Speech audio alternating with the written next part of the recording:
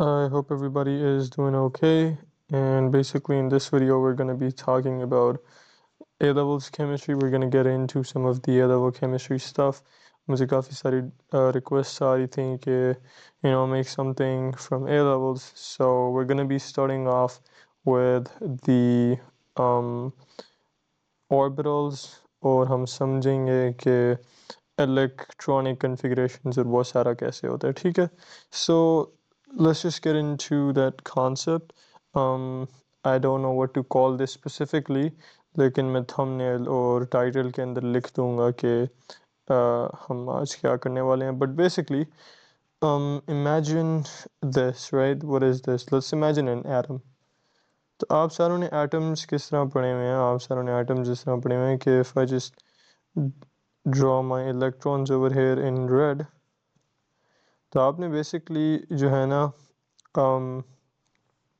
अपने एटम्स ऐसे पढ़े हुए हैं कि एक न्यूक्लियस होता है, न्यूक्लियस के इर्द शेल्स होते हैं और उन शेल्स के अंदर जो है ना वो इलेक्ट्रॉन्स रोटेट कर रहे होते हैं क्योंकि सर्कुलर पाथ है बीच में उसको जो है इलेक्ट्रॉन्स को बीच में न्यूक्लियस अट्रैक्ट कर रहा है तो वो उसके इर्द गिर्द सर्कुलर पाथ के अंदर रोटेट कर रहे हैं. But that's actually false. ठीक है, this is not true.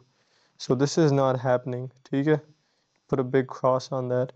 Actually electrons जो है ना आपको there is no certain way to know their movement. ठीक है, आपको नहीं पता कि एक इलेक्ट्रॉन जो है वो कैसे मूव कर रहा है, सर्कल में मूव कर रहा है, अब कहाँ जाएगा, पहले कहाँ था. ठीक है, एक्चुअली यू कैन नो वो पहले कहाँ था if you monitor its movements. But basically what I'm trying to say here is कि there's basically a probability. ठीक है, तो अगर मैं ये एक न्यूक्लियस बनाऊँ और फ़र्ज़ कर लो कि एक इलेक्ट्रॉन है, उसके पास एक सर्टेन एनर्जी है, तो अब ये जो न्यूक्लियस है ना, ठीक है, ये जो न्यूक्लियस है इसके इर्द गिर्द ना कुछ स्पेस होएगी. ठीक है, इसके इर्द गिर्द अगर मैं एक ऐसी स्पेस बना देता हूँ तो ये इस न्यूक्लियस के इर्द गिर्द जो है ना एक स्पेस है. If I could just increase the size of this highlighter, तो अब क्या होएगा, अब होएगा ये कि एक सेकंड, हम just gonna like complete this. तो इस इलेक्ट्रॉन की ना, ये जो मैंने इलेक्ट्रॉन बनाया है ये इस स्पेस के अंदर कहीं पर भी फाइंड हो सकता है. ठीक है, कोई स्पेसिफिक पैटर्न नहीं है, ये इसके अंदर ऐसे रोटेट नहीं करेगा, ऐसे रोटेट नहीं करेगा. ठीक है, कोई ऐसे रोटेट नहीं करेगा. इसका कोई स्पेसिफिक पैटर्न नहीं है. स्पेस के अंदर ना ये इलेक्ट्रॉन कहीं भी फाइंड हो सकता है. तो इसकी इस पूरी स्पेस के अंदर किसी जगह पर भी फाइंड होने की probability is equally likely. And what I mean by that कि लेट्स सपोज ये इलेक्ट्रॉन यहाँ पर भी हो सकता है, ये इलेक्ट्रॉन यहाँ पर भी हो सकता है, ये इलेक्ट्रॉन यहाँ पर भी हो सकता है, यहाँ पर भी हो सकता है. और इसी तरह इस पूरे डॉट्स को अगर हम बनाते जाएं, इन पूरे डॉट्स को हम इन पूरी पोजीशंस को बनाते जाएं, तो हमारे पास बेसिकली ये जो मैंने ब्लू कलर का स्फीयर ड्रॉ किया ना, हमारे पास कुछ ऐसी शेप बनेगी. ठीक है, so there is an equally likely probability कि जो मैं ये डॉट्स बना रहा हूँ आपको इलेक्ट्रॉन इनमें से किसी भी डॉट के ऊपर मिल जाए. ठीक है, ये डॉट बेसिकली एक पोजीशन को रिप्रेजेंट कर रही हैं. तो हो सकता है आपको इलेक्ट्रॉन जो है वो किसी भी पोजीशन के ऊपर मिल जाए. ठीक है, there is an equally likely probability. उसका मतलब कि इनमें से किसी के ऊपर भी ये इलेक्ट्रॉन आपको फाइंड हो सकता है. सो it's not moving in a specific pattern, rather it has a probability, an equally likely probability of being found inside this. ये जो मैंने शेप बनाई है, ठीक है, इस शेप के अंदर इसको there is an equally likely probability कि इलेक्ट्रॉन इधर कहीं भी हो सकता है. इन the same way let's suppose मैं ये न्यूक्लियस दोबारा बना रहा हूँ इस जगह पर, और मैं क्या करता हूँ, मैं इस इलेक्ट्रॉन को थोड़ी सी ज़्यादा एनर्जी दे देता हूँ. अच्छा, अब क्या होगा, अब बेसिकली ये इलेक्ट्रॉन जो है ना ये इस न्यूक्लियस की इस जगह पर और इस जगह पर फाइंड हो सकता है. ठीक है, तो ये सारे अगर मैं ऐसे डॉट से रिप्रेजेंट करूँ और इस पूरी चीज़ को मैं डॉट से बना दूँ और फिर इस तरह भी इस पूरी चीज़ को डॉट से बना दूँ, तो बेसिकली मैं कहना क्या चाह रहा हूँ, मैं कहना ये चाह रहा हूँ कि अब क्योंकि मैंने इलेक्ट्रॉन की एनर्जी इंक्रीज़ कर दी है ना, तो वो या इस लोब के अंदर इस सर्कुलर सी अजीब सी चीज़ को लोब कहते हैं, वो इस लोब के अंदर या इस लोब के अंदर फाइंड किया जा सकता है. ठीक है, and there is no specific way जिसमें वो फ़र्ज़ करो स्लोप के अंदर ऐसे मूव करेगा, या स्लोप के अंदर ऐसे मूव करेगा, या स्लोप के अंदर ऐसे मूव करेगा, या ऐसे मूव करेगा, कोई मूवमेंट पैटर्न नहीं है। ठीक है, like there isn't a specific pattern, there is basically a probability के स्लोप के अंदर किसी भी जगह पर हो सकता है। अच्छा, अब ये लोब ऐसे भी हो सकती थी। ठीक है, अभी तो मैंने हॉरिजॉन्टल बनाई है ना, ये इस न्यूक्लियस के ऊपर और इस न्यूक्लियस के नीचे भी हो सकती थी। एंड एक्चुअली ये इस न्यूक्लियस के बाहर यानी स्क्रीन से बाहर एक लोब इमेजिन कर लो जो आ रहा है, और एक स्क्रीन के पीछे लोब जा रहा है, और स्क्रीन जो है वो बेसिकली आपका न्यूक्लियस है, तो आप ऐसे भी इमेजिन कर सकते हो। तो ये लोब्स जो है ना, ये इन 3 तरीक़ों से सेट हो सकते थे। तो ये नई चीज़ें जो हम पढ़ते हैं कि यार बड़ी क्लास में आके कि यार पहले तो ये वाला पैटर्न फॉलो होता था, अब ये नई चीज़ें आ गई हैं। ये जो हैं ये क्या चीज़ें हैं? तो बेसिकली इनको हम कहते हैं ऑर्बिटल्स। ठीक है? तो ये जो एक चीज़ है, ये हमारे पास एक ऑर्बिटल है। If I can just take this thing a little bit higher. ठीक है? ये जो है ना, ये एक ऑर्बिटल है। उसी तरह ये हमारे पास एक ऑर्बिटल है। उसी तरह ये हमारे पास एक ऑर्बिटल है। उसी तरह ये हमारे पास एक ऑर्बिटल है। और एक बात याद रखना कि हर ऑर्बिटल जो है ना, वो मैक्सिमम 2 इलेक्ट्रॉन्स होल्ड कर सकता है। ठीक है, हर ऑर्बिटल। ये ऑर्बिटल की मैक्स कैपेसिटी है। जस्ट लाइक इस आई को यहाँ पर नहीं होना चाहिए। ठीक है, तो हर ऑर्बिटल, इसके अंदर 2 इलेक्ट्रॉन जाएंगे, इसके अंदर 2 इलेक्ट्रॉन जाएंगे, इसके अंदर 2 इलेक्ट्रॉन जाएंगे, और इसके अंदर 2 इलेक्ट्रॉन जाएंगे। तो बेसिकली ऑर्बिटल क्या है? ऑर्बिटल बेसिकली एक एक एक प्रोबेबिलिटी कह लो, एक प्रोबेबिलिटी शेप है, एक प्रोबेबिलिटी क्लाउड इसको हम कहते हैं, कि इस क्लाउड के अंदर ना ये जो हमने शेप बनाई है, इसके अंदर कहीं भी फाइंड हो सकता है। ठीक है, तो basically that is an orbital. I hope you guys understand this. ठीक है, I am just gonna show you guys के how these orbitals look. Before that मैं आपको इनके नाम बताता चलूँ कि इनके नाम क्या होते हैं। तो ये जो सर्कुलर है ना, this isn't actually a circle, it's a sphere. क्योंकि ये तो अभी मैंने इधर एक 2D स्क्रीन के ऊपर बनाया हुआ है ना।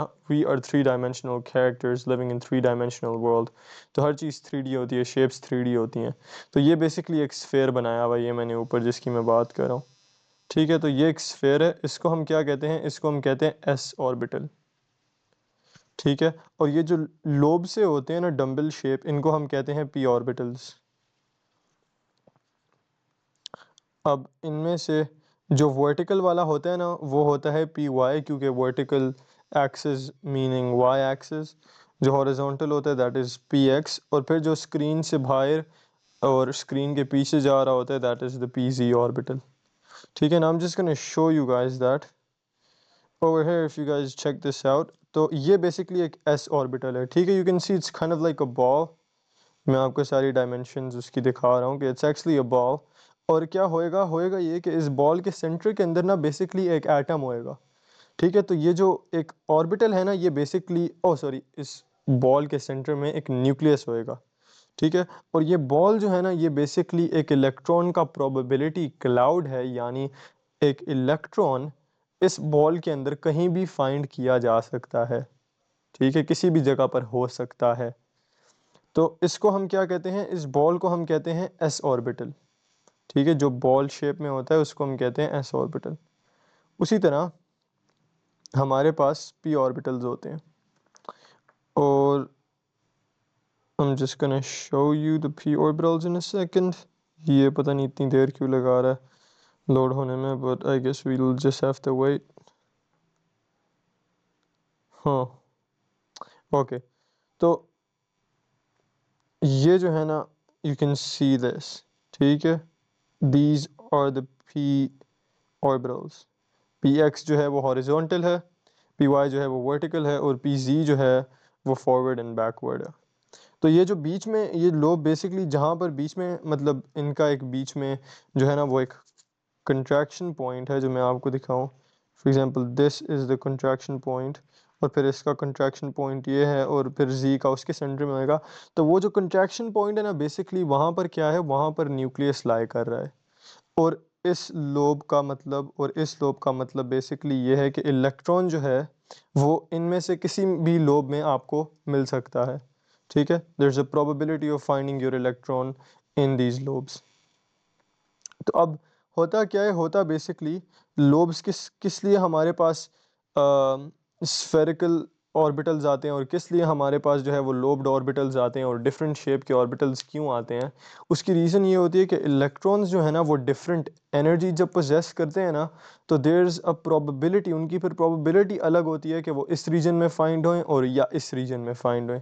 तो बेसिकली एनर्जी क्या करती है, एक इलेक्ट्रॉन की एनर्जी जो है ना वो ये डिसाइड करती है कि ये किधर फाइंड हो सकते हैं। ठीक है, तो एनर्जी बेसिकली उनकी पोजीशन डिफाइन कर रही होती है। तो जो ज़्यादा एनर्जी वाले, जिस तरह हमने इस केस में देखा, जो ज़्यादा एनर्जी वाले इलेक्ट्रॉन्स थे उनकी प्रोबेबिलिटी बेसिकली लोब में होने, इस लोब में फाइंड होने की थी और इस लोब में फाइंड होने की थी, इस लोब में फाइंड होने की थी, इस लोब में और इस लोब में और इस लोब में। और जो कम एनर्जी वाले थे वो बेसिकली एक स्फेयर में फाइंड हो रहे थे। ठीक है, तो बेसिकली एनर्जी क्या करती है, energy defines a certain position, क्या चाहे इस पोजीशन के अंदर आपका इलेक्ट्रॉन प्रेजेंट हो सकता है। तो ये सारे क्या हैं, दीज आर ऑर्बिटल्स। ठीक है, S orbitals and P orbitals. तो फिर बात आती है कि यार सबशेल क्या होता है। तो सबशेल बेसिकली क्या है, सबशेल बेसिकली क्या है मैं आपको वो भी दिखा देता हूँ। Subshell is basically this entire thing is a subshell। और ये कौन सा वाला सबशेल है, ये पी वाला सबशेल है। यू कैन काइंड ऑफ से कि उनका जो ये वाला रिप्रेजेंटिंग लेटर है ना वो सेम होता है। तो क्योंकि ये सारे पी एक्स, पी वाई और पी जी थे तो they belong to the P subshell. ठीक है, and in the same way क्योंकि ये जो था एस वाले सबशेल में बिलोंग कर रहा था ये वाला ऑर्बिटल, तो this is from the S subshell. So I hope that makes sense. And yeah, in the next video, we're going to be talking about shells and principal quantum numbers.